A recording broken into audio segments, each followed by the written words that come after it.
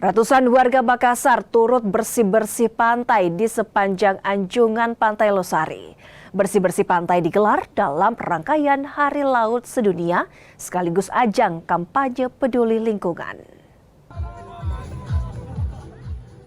Bersih-bersih pantai dalam rangkaian peringatan Hari Laut Sedunia diikuti sekitar 500 warga Makassar.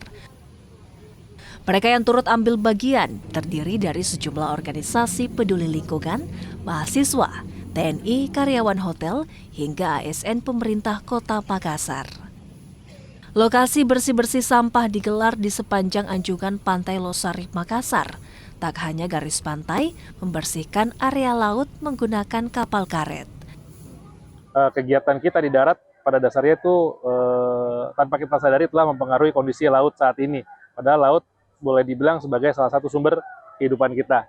Jadi hari ini kita mau menginisiasi atau memulai kegiatan tersebut melalui kegiatan bersih-bersih pantai, bukan hanya daratannya tapi juga lautnya. Coba mengumpulkan sampah dan menunjukkan berapa banyak sebenarnya sampah-sampah yang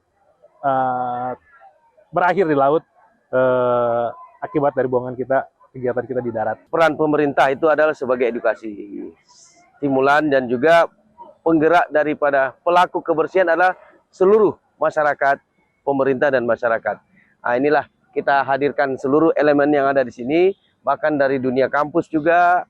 Nah, inilah kemarin ya sudah begini arahan dari Bapak Wali Kota. Beliau pengenkan dan juga Kota Makassar ini selalu dalam suasana yang demikian, bersih, tentram, damai, dan juga kondisi-kondisi lingkungan sini dapat dinikmatilah oleh seluruh Kota Makassar. Bersih-bersih pantai ini digelar dalam rangkaian Hari Laut Sedunia, sekaligus ajang kampanye peduli lingkungan. Nila Rustam, Kompas TV Makassar, Sulawesi Selatan.